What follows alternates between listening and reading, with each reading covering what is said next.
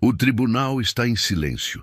Todos os olhos estão voltados para o homem no centro do julgamento, Otávio Bragança, um dos empresários mais influentes do país, conhecido por sua fortuna e arrogância. Do outro lado, sentado à mesa do juiz, está Marcos Azevedo. Com olhar firme e postura impecável, ele segura o martelo da justiça. O caso que está prestes a ser julgado não é comum. Ele pode mudar o destino de um dos homens mais ricos do Brasil. Mas, para Marcos, essa audiência significa muito mais do que um simples processo. Significa enfrentar um fantasma do passado. Significa fazer justiça por alguém que já não está aqui. Mas Otávio não parece preocupado. Pelo contrário, ele sorri, convencido de que, como sempre, sairá impune. Mal sabe ele que desta vez o jogo virou. E quando o juiz reagir, todos vão ficar em choque. No luxuoso carro preto, cercado por seguranças, Otávio Bragança observa a movimentação na frente do tribunal. O empresário veste um terno caro e carrega um olhar de superioridade. Desde jovem, aprendeu que o mundo se curva para homens como ele. Ao descer do veículo, uma multidão de repórteres se aproxima. Microfones são estendidos, flashes disparam, perguntas são gritadas. Senhor Bragança, como responde às acusações de corrupção? O senhor teme ser condenado? Mas Otávio não se incomoda. Ele ajeita a gravata e sorri para as câmeras. Besteira. Isso aqui é só mais um teatro. Com santos e passos firmes, ele entra no tribunal, como se fosse o dono do lugar. Para Otávio, esse julgamento já tem um resultado óbvio. Ele vencerá, como sempre venceu. O salão do tribunal está lotado. Advogados, jornalistas e curiosos se espremem para assistir ao julgamento mais aguardado do ano. Sentado à frente, o juiz Marcos Azevedo mantém a postura firme. Seus olhos acompanham cada movimento de Otávio. Ele já viu esse tipo de homem antes. Homens que acham que estão acima das regras. Homens que tratam a justiça como um jogo onde o dinheiro sempre vence. Mas desta vez, as regras mudaram. O tribunal se acomoda. O juiz respira fundo. Vamos começar. E o que acontece a seguir? Ninguém poderia prever. O martelo de madeira bate contra a mesa. Todos de pé para a entrada do juiz. O barulho dos bancos se arrastando ecoa pelo salão enquanto Marcos Azevedo entra na sala. Ele veste sua toga negra, caminhando com postura imponente até a cadeira central. Seus olhos varrem a sala e por um instante encontram os de Otávio Bragança. O empresário, recostado na cadeira, não se levanta de imediato como o resto dos presentes. Ele cruza os braços e sorri. De lado, como se estivesse diante de um espetáculo entediante. Bom dia, excelência, diz ele, finalmente se levantando, mas sem tirar o tom de deboche da voz. Marcos Azevedo não responde.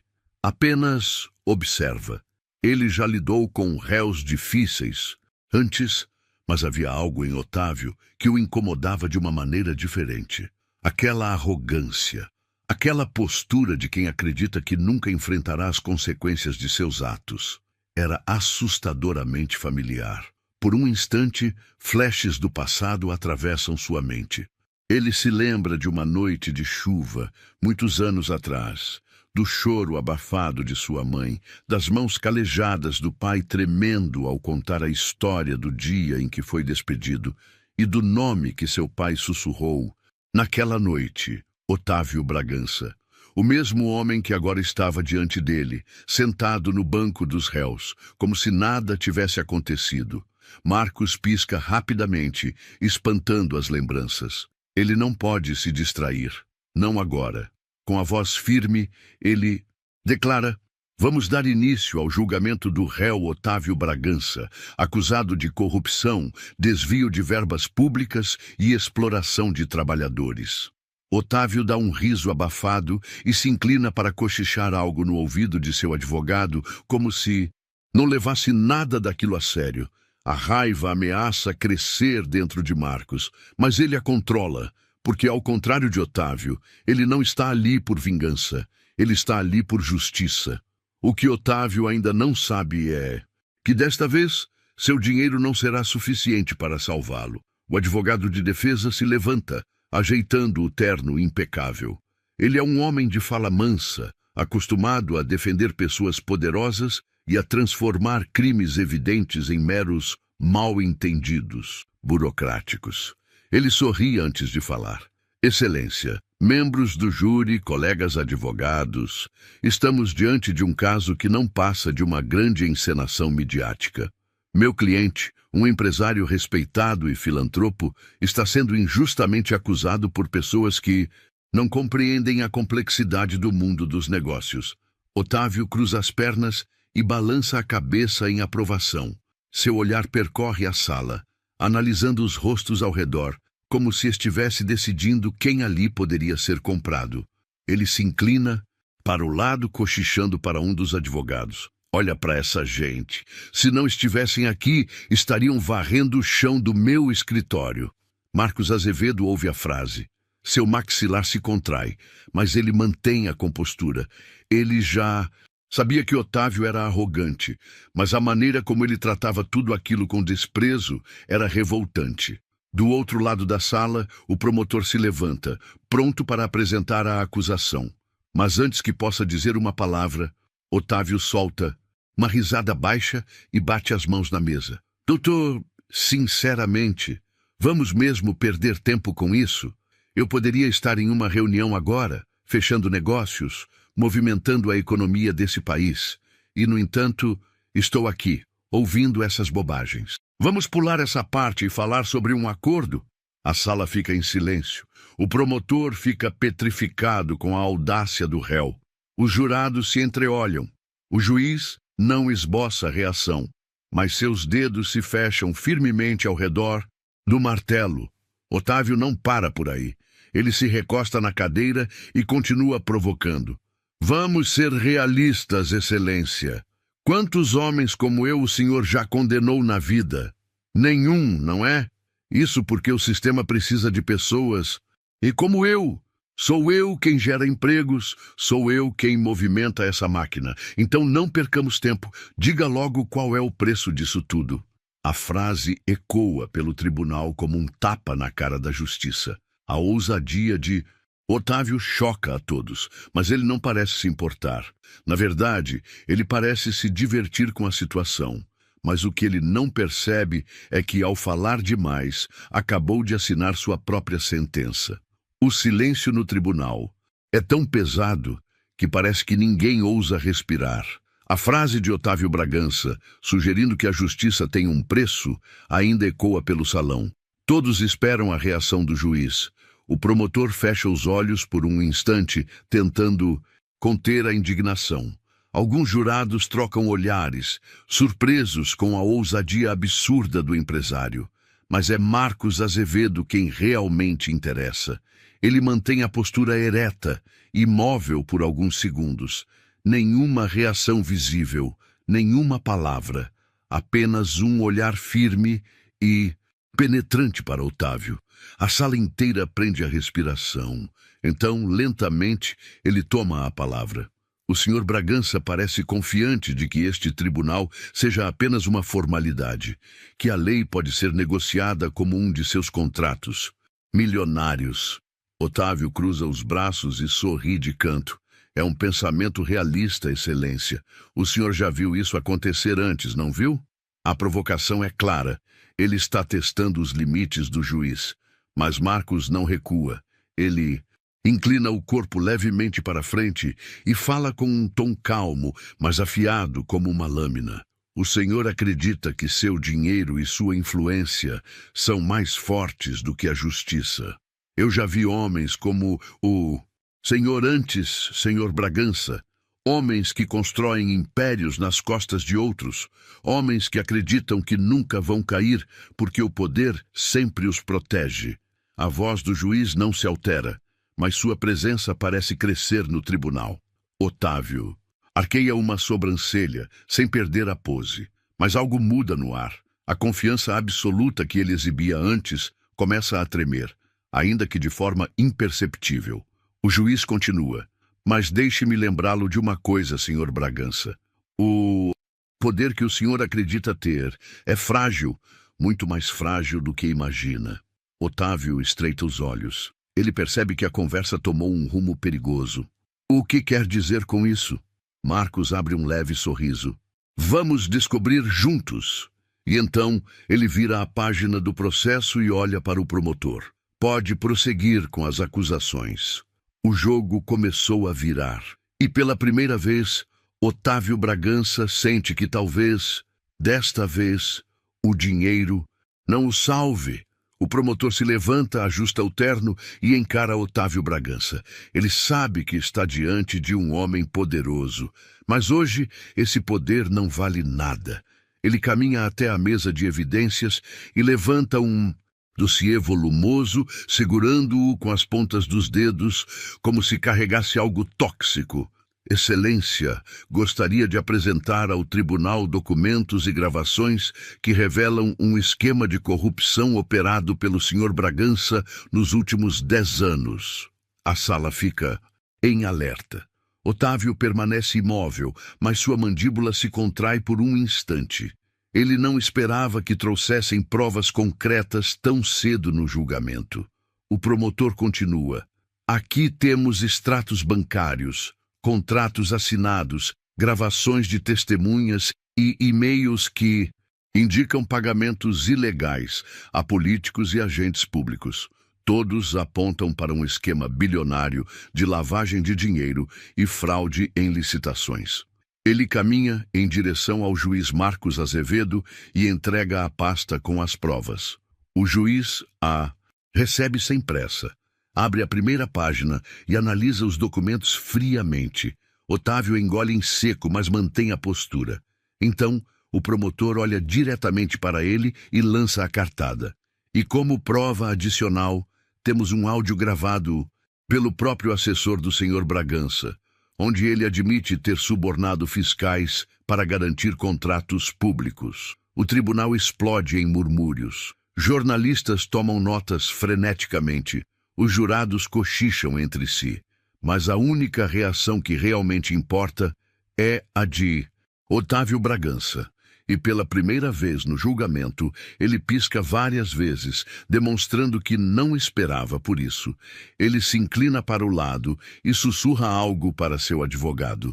O defensor assente rapidamente, mas seu rosto já não tem mais tanta certeza como antes. O juiz bate o martelo na mesa. Silêncio no tribunal. O barulho cessa imediatamente. Então, Marcos Azevedo levanta os olhos das provas e encara Otávio. Esse olhar diz tudo. Otávio sabe o que isso significa. Eles têm algo contra ele, algo grande, algo que pode derrubá-lo, mas ele não está pronto para desistir. Ainda não. Ele se inclina na cadeira, forçando um sorriso arrogante. Interessante, Excelência, mas eu adoraria ouvir essa tal gravação. Ele acha que ainda pode virar o jogo, mas mal sabe ele que a pior parte ainda está por vir. O tribunal está tenso. O juiz Marcos Azevedo mantém o olhar fixo em Otávio Bragança, que ainda finge estar tranquilo. Mas por dentro, algo nele começa a mudar. O promotor caminha até a mesa de provas e pega um pendrive. Ele levanta o pequeno dispositivo, deixando claro para todos que o próximo movimento pode destruir a defesa de Otávio. Excelência, com a permissão do tribunal, gostaríamos de apresentar a gravação de áudio feita por um ex-assessor do réu, onde ele admite envolvimento em subornos e corrupção em contratos públicos. Os advogados de Otávio se agitam na mesa da defesa. O principal advogado se levanta rapidamente. Excelência, queremos contestar essa prova.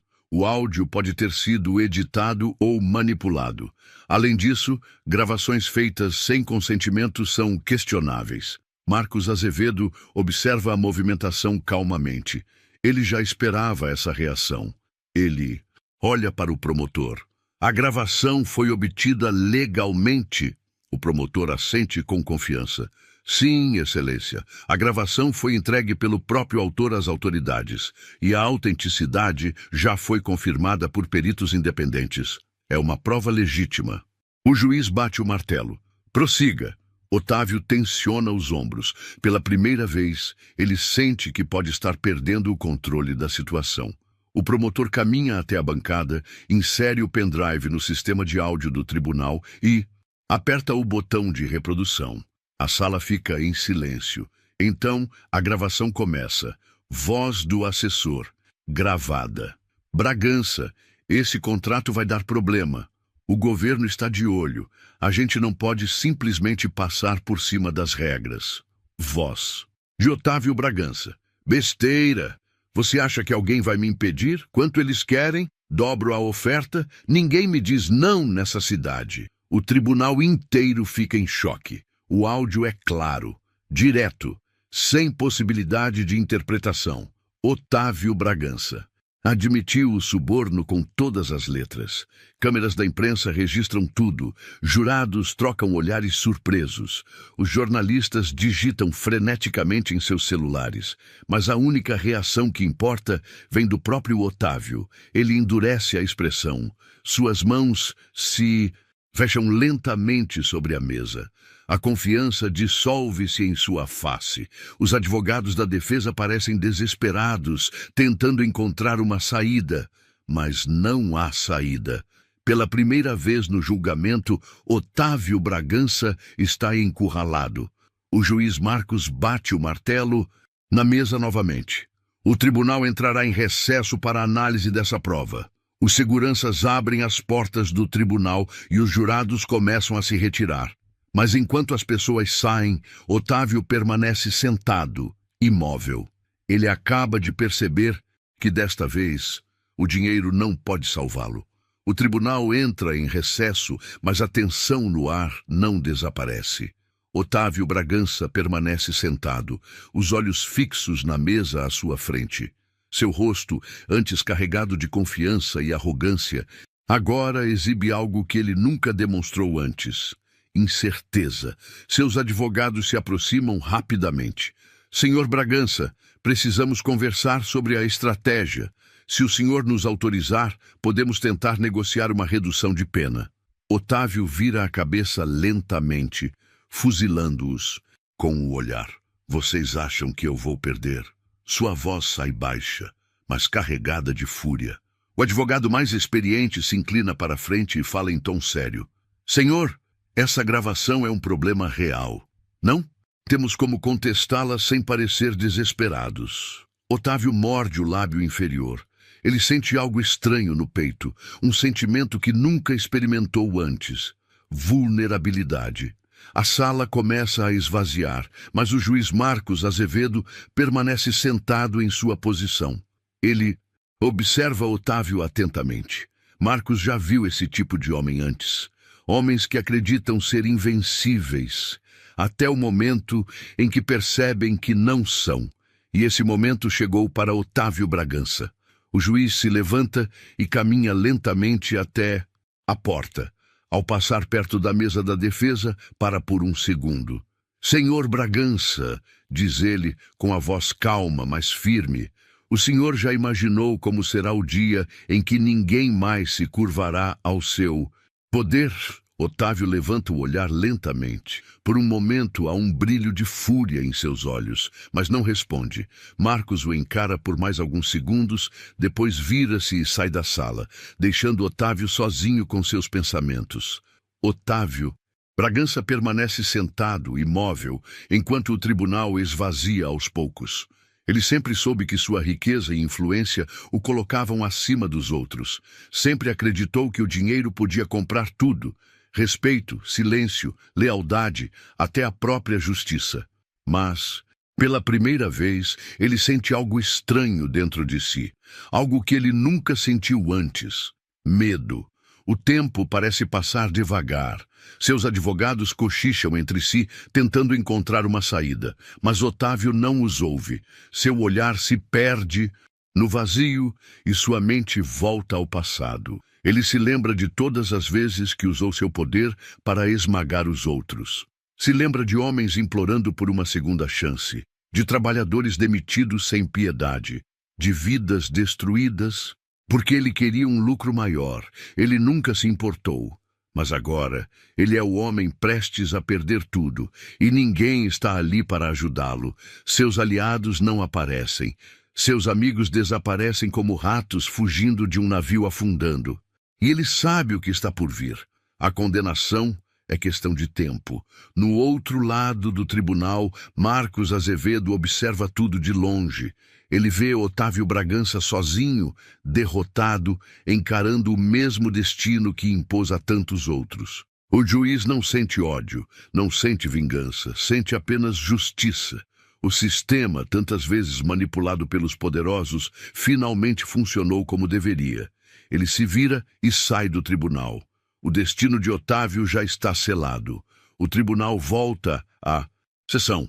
Desta vez, o clima é completamente diferente. Os jurados se recompõem, os jornalistas posicionam suas câmeras e o público se inclina para a frente, ansioso pelo momento que todos esperavam. O veredicto. Otávio Bragança entra novamente na sala, mas não é mais o mesmo homem que chegou naquele tribunal. Ele já não carrega o olhar de arrogância, não há mais sorrisos debochados, não há mais a certeza da impunidade. Ele se senta. Seus advogados estão tensos. Todos sabem o que está prestes a acontecer. O juiz Marcos Azevedo ajusta seus óculos, respira fundo e lê a sentença em voz alta. Após análise das provas apresentadas, este tribunal declara o réu, Otávio Bragança, culpado pelos crimes de corrupção ativa, lavagem de dinheiro e suborno de agentes públicos. O tribunal explode em murmúrios. Jornalistas digitam freneticamente. Os jurados assentem, alguns até sorrindo discretamente. O público segura a respiração, mas a única reação que importa é a de Otávio. Ele fecha os olhos lentamente. A palavra culpado parece ecoar em sua mente como um martelo esmagando tudo o que ele construiu. O juiz continua. O réu será condenado a 20 anos de prisão em regime fechado e terá parte de seus bens confiscados para ressarcimento aos cofres públicos e às famílias prejudicadas por seus crimes. Bam! O martelo bate. A sentença está dada. Não há mais volta. Os flashes das câmeras se intensificam. O tribunal explode em reações. Alguns aplaudem discretamente. Outros simplesmente observam em silêncio. Mas Otávio Bragança não se move. Ele não pisca. Ele apenas encara o vazio. Por décadas ele comprou juízes, políticos, empresários. Por décadas ele escapou da justiça. Mas desta vez a justiça venceu. Os guardas se aproximam. Um deles estende as algemas. Otávio Bragança, um dos homens mais poderosos do país, agora está prestes a sair do tribunal como um criminoso.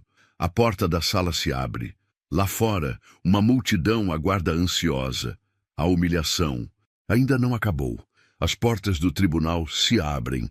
Do lado de fora, a multidão se agita. Repórteres, câmeras, ex-funcionários prejudicados por Otávio, cidadãos comuns. Todos querem ver com os próprios olhos o momento que muitos acharam que nunca aconteceria. Otávio Bragança está finalmente diante da justiça. Ele caminha lentamente para fora do tribunal, agora escoltado por 2 policiais. Os flashes das câmeras cegam sua visão. Por um instante, ele tenta erguer o queixo, tentando manter a postura de um homem poderoso, mas o peso das algemas nos pulsos deixa claro para o mundo que ele não manda mais em nada. Os jornalistas gritam perguntas. Senhor Bragança, o que tem a dizer sobre sua condenação? Acredita que ainda pode recorrer? Como se sente sendo o primeiro magnata a cair nas mãos da justiça? Ele não responde. Não há mais nada a ser dito. O juiz Marcos Azevedo assiste à cena do alto das escadas do tribunal. Ele não sente alegria. Ele não sente vingança. Ele sente alívio. A justiça que tantos outros tentaram evitar finalmente foi feita. Na multidão, trabalhadores que um dia foram humilhados por Otávio se emocionam. Eles nunca imaginaram que esse dia chegaria. Mas chegou. Dias depois, a imprensa exibe manchetes que correm o país. Bilionário Otávio Bragança é condenado a 20 anos de prisão. Juiz Marcos Azevedo se torna símbolo da justiça contra os poderosos. O império de Otávio Bragança desmorona. Ex-funcionários exigem indenização.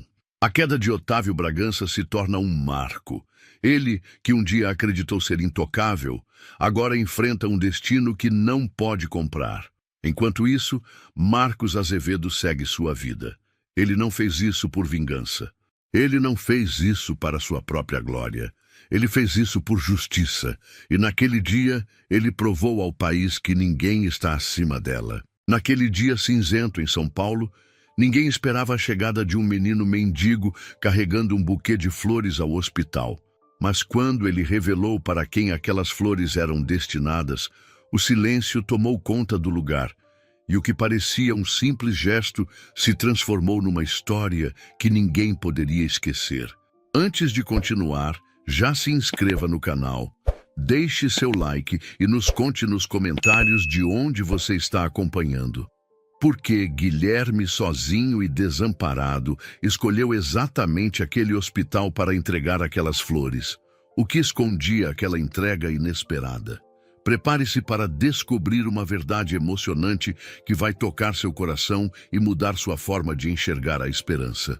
Com as mãos trêmulas, Guilherme avançava pelos corredores frios, carregando mais que flores.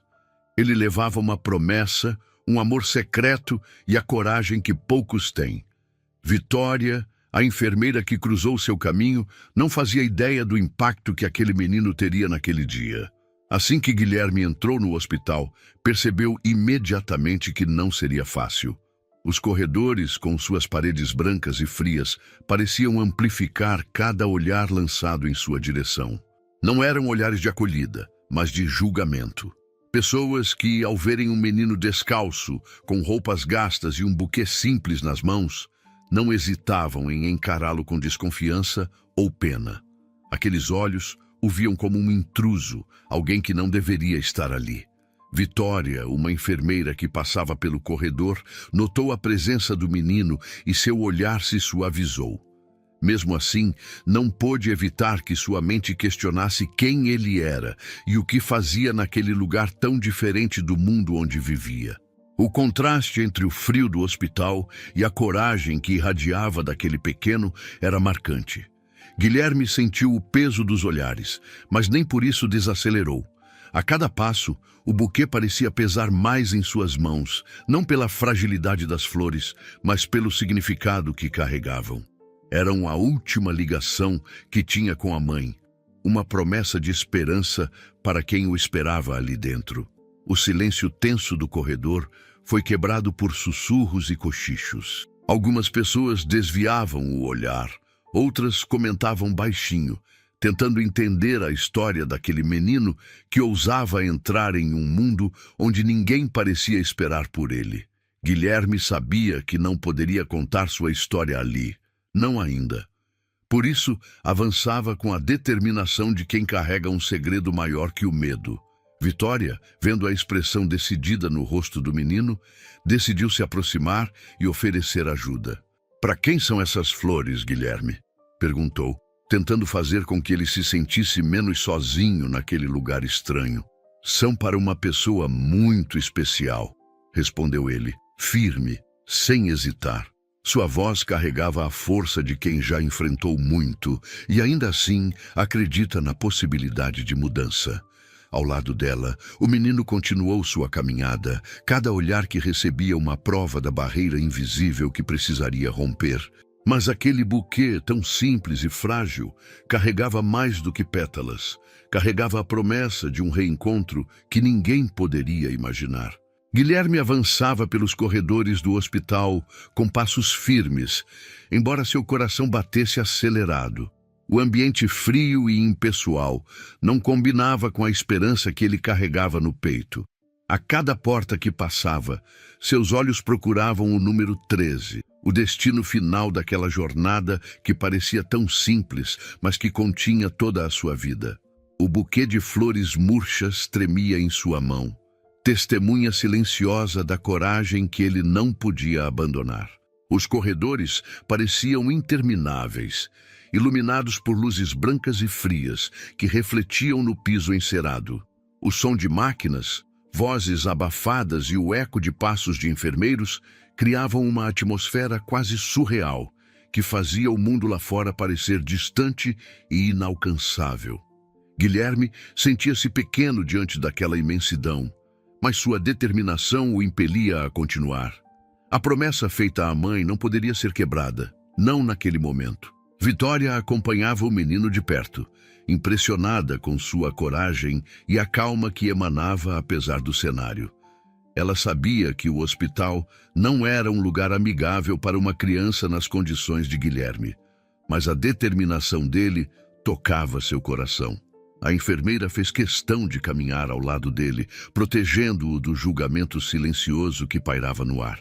À medida que se aproximavam do quarto 13, o silêncio se tornava mais denso, como se aquele espaço guardasse segredos que poucos ousavam enfrentar.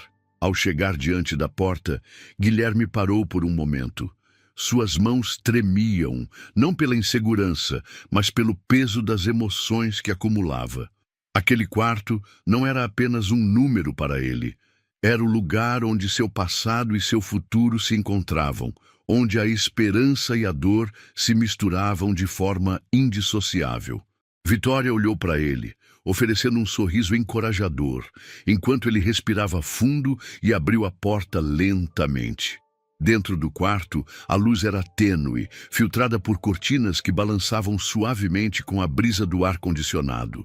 No centro, uma cama hospitalar abrigava um homem de idade avançada, de cabelos grisalhos e rosto marcado pelo tempo e pela doença. Seus olhos estavam fechados, mas a presença era inconfundível. Guilherme sentiu um nó na garganta ao reconhecê-lo. Era seu avô, um homem que a vida parecia ter esquecido, assim como ele próprio. O homem abriu os olhos lentamente, como se despertasse de um longo sono. Quando viu Guilherme, seu olhar se encheu de surpresa e confusão. A presença daquele menino no quarto 13 era inesperada, quase inacreditável. Vitória aproximou-se com cautela, enquanto Guilherme segurava firme as flores e se aproximava do leito. "Vovô", disse ele com voz baixa, mas firme, "trouxe essas flores para você. Minha mãe me pediu para entregar." O homem piscou algumas vezes, tentando compreender o que estava acontecendo. A ligação entre eles, que parecia perdida, começava a ser restabelecida naquele instante silencioso. A emoção era palpável, como se o tempo tivesse parado para permitir que a reconciliação acontecesse. Vitória observava a cena, tocada pela força do reencontro. Sabia que aquele momento era mais do que um simples gesto. Era a chance de curar feridas antigas, de dar um novo significado à vida daquele menino e de seu avô. A delicadeza de Guilherme contrastava com a fragilidade do homem, criando um equilíbrio inesperado. Enquanto o avô segurava as flores com mãos trêmulas, um leve sorriso apareceu em seu rosto, sinal de que, apesar de tudo, havia espaço para a esperança. Guilherme sentiu que sua missão estava apenas começando, mas que aquele primeiro passo era fundamental. Os dias seguintes trouxeram desafios e descobertas. A relação entre Guilherme e seu avô começava a se fortalecer, ainda que marcada por silêncios e lembranças dolorosas. Vitória continuava ao lado deles, oferecendo apoio e cuidado, não apenas físico, mas também emocional. No hospital, as pessoas começaram a notar a mudança. O menino, que antes era visto com olhares de desconfiança, agora inspirava respeito e admiração. Seu gesto simples, mas cheio de significado, transformava não só a si mesmo, mas também aqueles ao seu redor. A busca pelo quarto 13 revelou-se muito mais do que uma simples procura. Foi o reencontro de uma família, a reconstrução de laços e a confirmação de que, mesmo nas circunstâncias mais difíceis, a esperança pode florescer. Dona Carmen estava sentada junto à janela do quarto, observando as gotas de chuva escorrerem lentamente pelo vidro.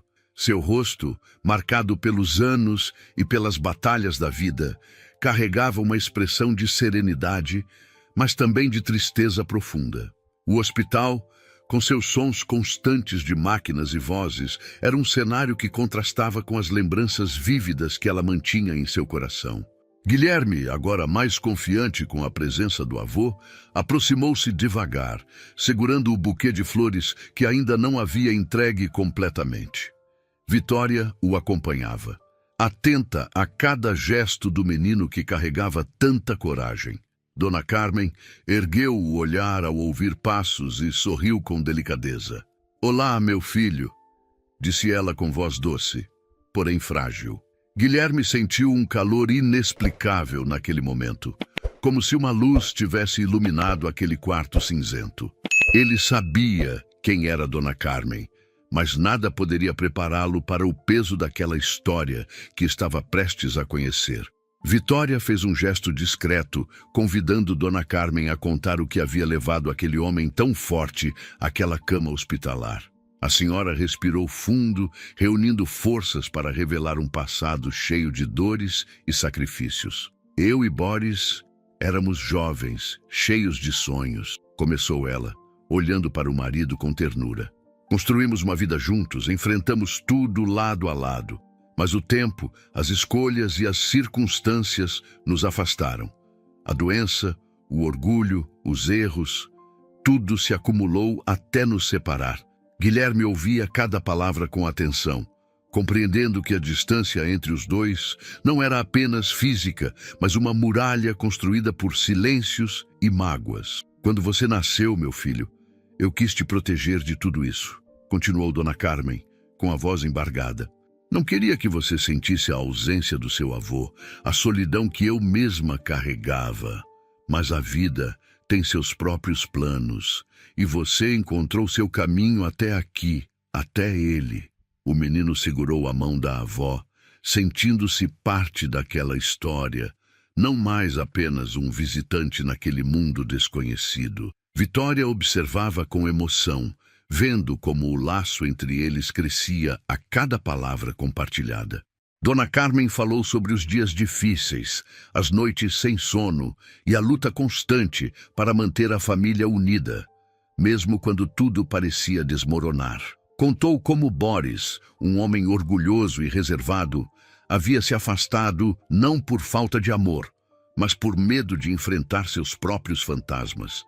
Ele sempre teve um coração enorme, mas a vida o machucou, disse ela, com lágrimas nos olhos.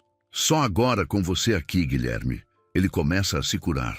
O menino sentiu uma responsabilidade crescer dentro dele, uma força que ia além da sua idade.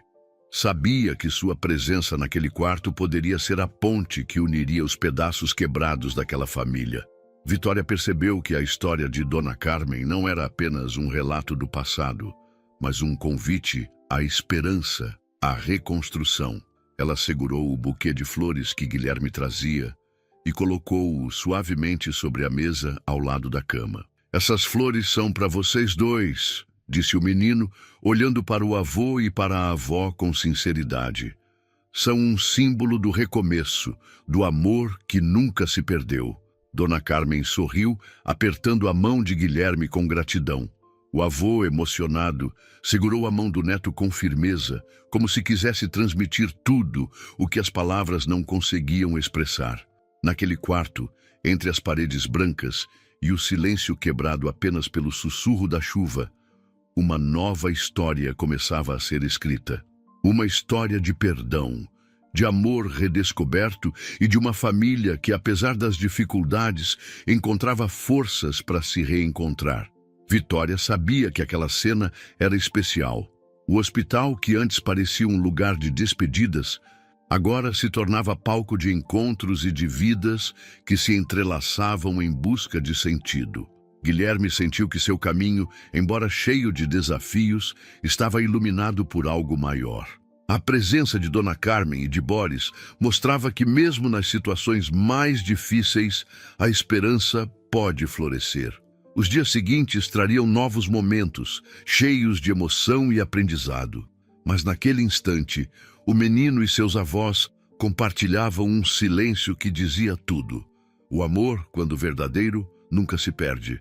O dia amanheceu com uma luz tímida que invadia o quarto 13, onde Dona Carmen descansava, e onde Guilherme começava a sentir o peso, mas também a beleza dos laços que os uniam.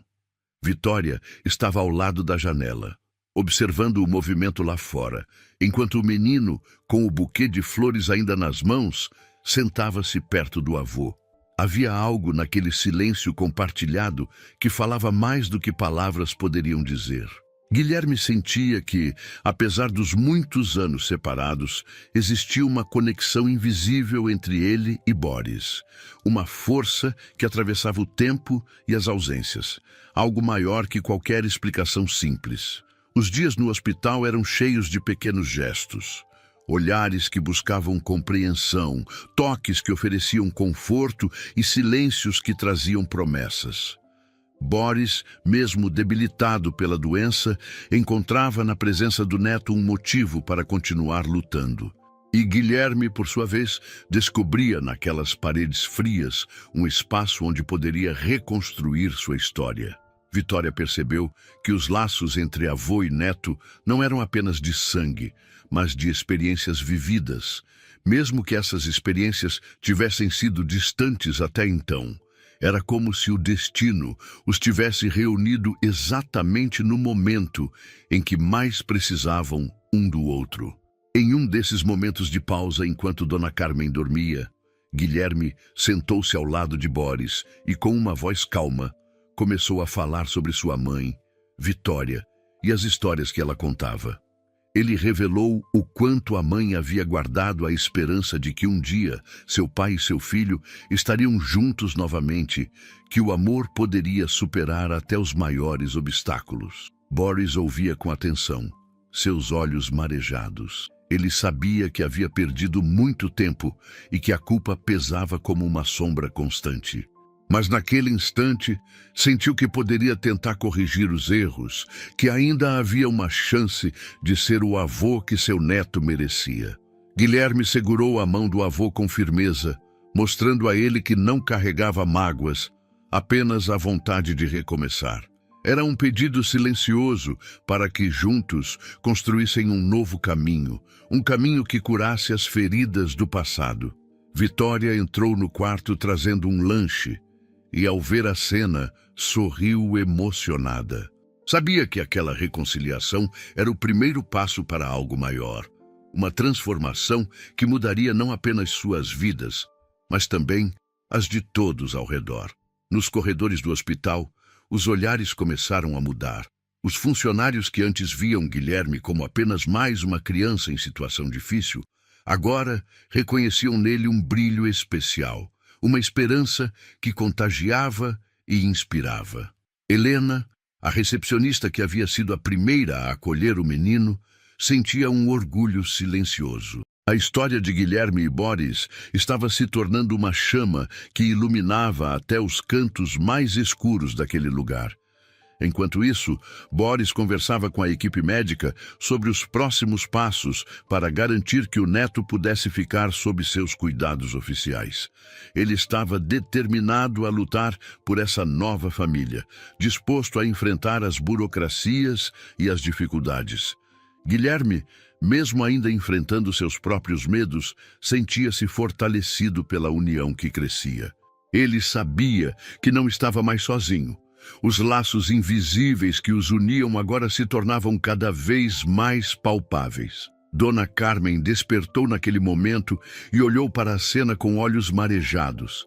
Ela entendeu que a cura não vinha apenas dos remédios, mas do amor que se manifestava nas pequenas ações e nas promessas feitas no silêncio do quarto 13.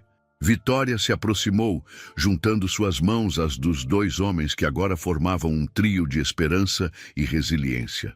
Ela sabia que, apesar dos desafios que ainda estavam por vir, aquela era a verdadeira vitória, a reconstrução de uma família que resistia ao tempo e às adversidades. Enquanto o sol se punha, espalhando cores quentes pelas janelas do hospital, Guilherme olhou para o céu com um sorriso sereno. Ele carregava o buquê de flores como um símbolo vivo de tudo o que já havia superado e do futuro que desejava construir. Naquele momento, ninguém mais via o menino mendigo, a mulher cansada ou o homem doente.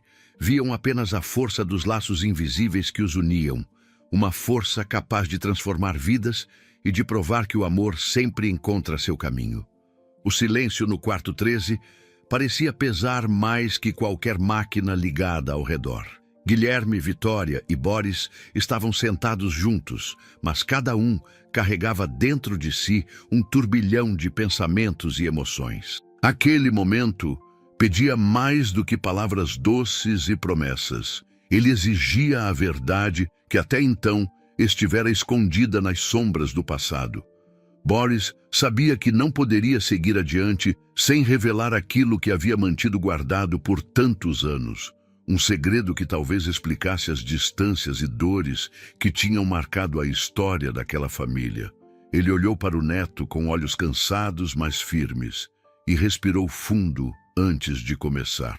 Guilherme, tem algo que preciso te contar. Algo que sua mãe nunca soube, disse com voz embargada, enquanto o menino se encolhia um pouco na cadeira, apreensivo, mas atento. Vitória segurou a mão do pai com força, como se pressentisse o peso daquele momento. Os anos em que ela escondeu sua própria dor tornavam aquela conversa ainda mais delicada, mas ao mesmo tempo necessária. Boris começou a contar sobre os dias antes do nascimento de Guilherme, sobre suas decisões impetuosas e sobre as pessoas em quem confiou, aquelas que acabaram destruindo o que ele havia construído. Falou das pressões, dos negócios mal resolvidos e das escolhas erradas que o fizeram se afastar de Vitória e da mãe do menino. Eu pensei que estava protegendo vocês, explicou Boris, com lágrimas escorrendo pelo rosto, mas acabei me afastando demais. O medo e o orgulho me cegaram. Guilherme olhava para o avô com uma mistura de tristeza e compreensão. Ele já sentia em seu coração que o homem à sua frente não era apenas o avô que queria conhecer, mas alguém que, apesar dos erros, desejava reparar o passado. Vitória, com a voz trêmula, acrescentou: eu sempre soube que havia mais por trás daquela distância. Nunca foi só ausência física, pai. Foi um silêncio que doeu muito. Boris assentiu, tocando suavemente a mão da filha. O quarto ficou imerso em um silêncio carregado, como se o próprio tempo tivesse parado para ouvir aquela confissão. O menino respirou fundo e perguntou com coragem: vovô, será que podemos reescrever nossa história, mesmo com tudo o que aconteceu? A pergunta simples e direta tocou o coração de todos ali. Não era apenas uma questão de palavras, mas um convite para começar de novo, para transformar o que antes parecia irreparável. Boris sorriu com dificuldade, mas um sorriso cheio de esperança. Vamos, meu neto, vamos construir um futuro onde o passado não seja um peso, mas uma lição. Nos dias seguintes, o ambiente no hospital mudou. O que antes era marcado por dúvidas e desconfianças deu lugar a encontros mais frequentes e conversas sinceras. Vitória e Boris se abriram mais, deixando as feridas começarem a cicatrizar. Guilherme, por sua vez, mostrava uma maturidade surpreendente para sua idade. Apesar das dificuldades enfrentadas, seu espírito continuava iluminado pela esperança e pelo amor que agora recebia. A equipe médica, os enfermeiros e os funcionários do hospital começaram a perceber a transformação naquele trio. Helena, sempre presente, viu com emoção o quanto a união familiar podia ser poderosa. Uma tarde, enquanto Vitória preparava o lanche para Boris, o menino entrou no quarto segurando um desenho colorido. Era uma representação do que ele sonhava para o futuro. Uma casa com um jardim florido, pessoas sorrindo e mãos dadas. Isso é para a gente, disse Guilherme, mostrando o desenho para o avô e para a mãe. Para o nosso novo começo. Boris e Vitória trocaram olhares emocionados, sabendo que aquele simples gesto carregava toda a força de uma promessa. Naquela noite, antes de dormir, Guilherme olhou pela janela do hospital para as estrelas que brilhavam no céu. Ele sentiu, pela primeira vez, que não estava mais sozinho no mundo, que mesmo com os segredos do passado, havia espaço para o perdão, para o amor e para a reconstrução. A história daquela família brasileira não seria mais marcada apenas pelas dores do passado, mas pelo brilho de um futuro que eles iriam escrever juntos, passo a passo. O clima pesado que pairava sobre o quarto 13 naquele final de tarde parecia carregar consigo todos os anos de silêncio e mágoas reprimidas. Guilherme, Vitória e Boris sentiam que aquele momento seria decisivo para definir o rumo daquela história. Uma história marcada por distâncias que precisavam ser atravessadas, por verdades que exigiam ser encaradas de frente. Vitória, com o olhar firme, sabia que precisava enfrentar aquilo de uma vez por todas. Não só pelas feridas do passado, mas para proteger o menino que, mesmo tão jovem, já havia carregado peso demais em seus ombros. Boris, apesar do corpo fragilizado, mostrava uma força renovada, impulsionada pela esperança de reconquistar o que havia perdido. Guilherme, ainda pequeno, mas com uma determinação surpreendente, sentia que a coragem daquela família poderia ser o que os uniria de verdade. Foi Vitória quem quebrou o silêncio. Pai, precisamos falar sobre o que aconteceu de verdade, sobre as decisões que você tomou e como isso afetou a vida da nossa família, disse com firmeza, encarando Boris. O homem suspirou, consciente de que aquele momento havia chegado. Sei que falhei com vocês, começou, a voz embargada. Mas quero que saibam que minhas escolhas foram feitas com medo e sem entender as consequências. Medo não justifica, rebateu Vitória, com lágrimas começando a brilhar nos olhos. Você nos abandonou quando mais precisávamos de você. Sua ausência quase destruiu minha mãe e quase destruiu a mim também. Guilherme, observando tudo em silêncio, sentiu o peso das palavras. Era como se aquelas falas fossem facas, cortando o ar entre eles, mas também trazendo à tona o que precisava ser curado. Boris olhou para o neto, sentindo uma mistura de dor e amor que o fazia lutar contra o desespero. Não quero que sofra por minhas falhas. Quero consertar o que foi quebrado, disse com a voz mais firme. Vitória respirou fundo, buscando forças para continuar. A verdade é que precisamos mais do que palavras. Precisamos de atitudes, de provas de que você está aqui para ficar, para ser parte da nossa vida. Naquele instante, o som da porta se abriu. Um homem entrou no quarto com passos firmes. Era Henrique, um antigo parceiro de Boris, que havia sido parte dos conflitos do passado. O olhar de Vitória se endureceu ao vê-lo. "O que você está fazendo aqui?" perguntou, surpresa e receosa. Henrique sorriu de maneira forçada. "Vim para acertar as contas, para que as coisas sejam claras de uma vez por todas." Boris se levantou com dificuldade, posicionando-se entre Henrique e sua família. "Não é mais tempo de brigas, Henrique. O que passou, passou. Quero paz." "Paz?" riu Henrique em tom sarcástico. "Você acha que pode simplesmente apagar o passado? Que eu vou deixar isso barato?" O ar no quarto parecia ficar mais denso, como se a presença de Henrique trouxesse de volta antigas tensões que todos queriam esquecer. Guilherme olhou para a mãe, apreensivo, e sentiu que aquele confronto era maior do que ele imaginava. Vitória, mesmo com o medo crescendo no peito, decidiu enfrentar. "Henrique, você não vai mais nos ameaçar. Não enquanto estivermos juntos." Henrique arregalou os olhos, surpreso com a firmeza daquela mulher que ele conhecia apenas por histórias. Boris, tentando manter o controle, falou: "Henrique, o passado não pode mais destruir o que estamos tentando reconstruir. Se há algo pendente, vamos resolver como adultos, com respeito." O silêncio caiu novamente, mas agora carregado de tensão e expectativa. Depois de um momento, Henrique falou mais baixo. Eu só quero garantir que você não vá fugir das suas responsabilidades. Estou aqui para assumir tudo, respondeu Boris, olhando nos olhos do antigo parceiro. Vitória se aproximou com um gesto de união. Estamos juntos nisso, pai. Para reconstruir, não para destruir. Guilherme sentiu o coração bater acelerado. Aquele confronto mostrava que nada seria fácil, mas também que havia uma força maior os mantendo unidos. Naquele quarto, entre lembranças e feridas abertas, a família dava o primeiro passo para enfrentar não só os erros do passado, mas também os desafios do presente. E enquanto as sombras da noite começavam a tomar conta do hospital, dentro do quarto 13 havia uma luz diferente. A luz da coragem para lutar, para perdoar e para recomeçar. O sol já começava a se pôr lá fora, pintando o céu com tons alaranjados e rosados, enquanto dentro do hospital, no quarto 13, o silêncio carregava a intensidade de uma decisão que poderia mudar tudo. Carmen, deitada na cama, sentia o peso de anos de sofrimento e dúvidas, mas também a esperança que agora brilhava nos olhos daqueles que a cercavam.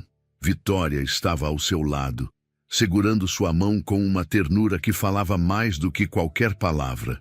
Guilherme observava, com o coração apertado, pronto para enfrentar qualquer caminho que fosse escolhido. A respiração de Carmen era lenta, mas firme. Ela sabia que não poderia mais adiar aquela escolha, aquela virada que definiria não apenas o seu destino, mas o futuro de todos ali. Olhou para Vitória e, por um momento, tudo o que precisava dizer estava naquele olhar carregado de amor e gratidão. Vitória, percebendo a profundidade daquele instante, apertou a mão da mãe com força, transmitindo coragem. "Mãe!" começou Vitória, a voz embargada. "O que você quer? O que seu coração pede agora?" Carmen fechou os olhos por um segundo, como buscando forças para responder. Quando abriu, sua voz saiu calma, mas cheia de emoção. "Quero viver, Vitória. Quero lutar por essa família, por nós. Já perdi tanto tempo me escondendo atrás de dores e mágoas. Chegou a hora de deixar isso para trás." Guilherme se aproximou, o rosto iluminado pela esperança que florescia naquele quarto. "Estamos todos juntos, vó. Você não está sozinha", disse ele, como se aquelas palavras pudessem criar um escudo contra qualquer tempestade. Carmen sorriu, uma expressão doce e cansada ao mesmo tempo. "Vocês não sabem o quanto isso significa para mim", respondeu, apertando a mão de Vitória. Enquanto o ambiente parecia mais leve, a porta do quarto se abriu suavemente e o Dr. Marcos entrou, trazendo consigo a autoridade e o cuidado de quem conhecia a luta da paciente há tempos. "Carmen, ouvi parte da conversa", disse ele com um sorriso gentil. "Sua força é admirável. As próximas semanas serão desafiadoras, mas estamos aqui para caminhar com você." Vitória agradeceu com um aceno e olhou para a mãe, que parecia encontrar em cada palavra do médico um motivo a mais para continuar. Mas nem tudo era tão simples. A verdade sobre o passado e os erros cometidos ainda pairava no ar, como uma sombra que insistia em permanecer. Carmen sabia que, para seguir em frente, precisava enfrentar aquilo de vez. "Vitória", disse ela com a voz firme, "preciso que saiba que minha decisão não é só para mim. É para você, para o Guilherme, para o Boris, para todos nós." Vitória respirou fundo, consciente da responsabilidade que carregava. "Mãe, o que você precisa da gente? Quero que continuemos juntos, que a gente reescreva nossa história", respondeu Carmen com os olhos marejados. "Não importa o que aconteceu, o que importa é o que vamos construir daqui para frente." O silêncio que se seguiu foi diferente. Não era pesado nem cheio de dúvidas, mas sim um espaço sagrado onde cada um sentia o pulsar da vida e da esperança. Guilherme, com sua inocência e ao mesmo tempo sabedoria precoce, se jogou nos braços da avó. "Vamos vencer, vó. Prometo que vou cuidar de você. Carmen o abraçou com toda a força que lhe restava, sentindo que ali, naquele abraço, estava o que sempre buscou, um motivo para lutar. A noite caiu sobre o hospital, trazendo consigo a serenidade que Carmen precisava para tomar sua decisão final. Em meio às máquinas e ao som ritmado do monitor cardíaco, ela fechou os olhos e se permitiu sentir a paz que há muito tempo não sentia. No dia seguinte, a notícia da escolha de Carmen se espalhou. Amigos, familiares e até desconhecidos que acompanhavam a história começaram a se mobilizar para dar apoio e força àquela família que havia enfrentado tantos desafios. Vitória, Boris e Guilherme sentiam que juntos poderiam superar o que viesse pela frente. A jornada seria longa, mas a decisão de Carmen havia sido o primeiro passo para transformar a dor em força. E assim, naquele quarto 13, onde tantas histórias de luta haviam sido vividas, nasceu uma nova promessa. A promessa de que o amor e a união poderiam curar até as feridas mais profundas. O aroma delicado das flores silvestres preenchia o quarto 13, misturando-se com a luz suave que entrava pela janela, banhando Carmen, Vitória, Guilherme e Boris em um brilho quase sagrado. O buquê que Guilherme segurava, simples e modesto, simbolizava mais do que um gesto de carinho. Era o elo invisível que unia todos ali, uma ponte entre passado e futuro, esperança e redenção. Carmen observava o menino, seu neto, com olhos marejados. Aquele buquê que ele trazia não era apenas um presente, mas o símbolo de uma jornada que havia começado com dor, passou por descobertas difíceis e agora caminhava para um renascimento. Tudo mudava naquele instante. Os destinos se entrelaçavam e se reescreviam, assim como as flores que, mesmo nascendo em meio a pedras e chão árido, encontravam forças para florescer. Vitória se aproximou, segurando a mão da mãe, como se quisesse transmitir toda a coragem que sentia. Ela sabia que a luta ainda não havia acabado, mas a decisão que Carmen tomou há pouco tempo tinha aberto uma porta para a vida que todos desejavam. Uma vida onde o perdão, o amor e a reconstrução seriam os pilares. O silêncio no quarto não era de medo, mas de respeito pelo momento que compartilhavam. Guilherme, com sua inocência e ternura, colocou as flores sobre a mesa de cabeceira e voltou-se para a avó, querendo que ela soubesse o quanto ele acreditava nela, no seu poder de transformar tudo. Boris, sentado próximo, segurava a mão de Carmen com firmeza, como se quisesse garantir que dessa vez ninguém mais a perderia. O homem que um dia havia se afastado da família, agora estava ali, presente, disposto a reconstruir as pontes que foram derrubadas pela dor e pelo silêncio. Naquela tarde, cada pequeno gesto era um passo rumo à cura. A conversa fluiu entre lembranças, planos e promessas não ditas por anos. Carmen sentiu a força que vinha da união da família, uma força que nenhuma adversidade poderia derrotar. No corredor, longe dali, o hospital parecia respirar diferente.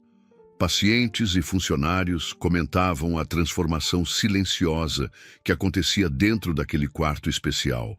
A notícia da decisão de Carmen se espalhava e inspirava outros a acreditarem que mesmo as situações mais difíceis podem ter um final cheio de esperança.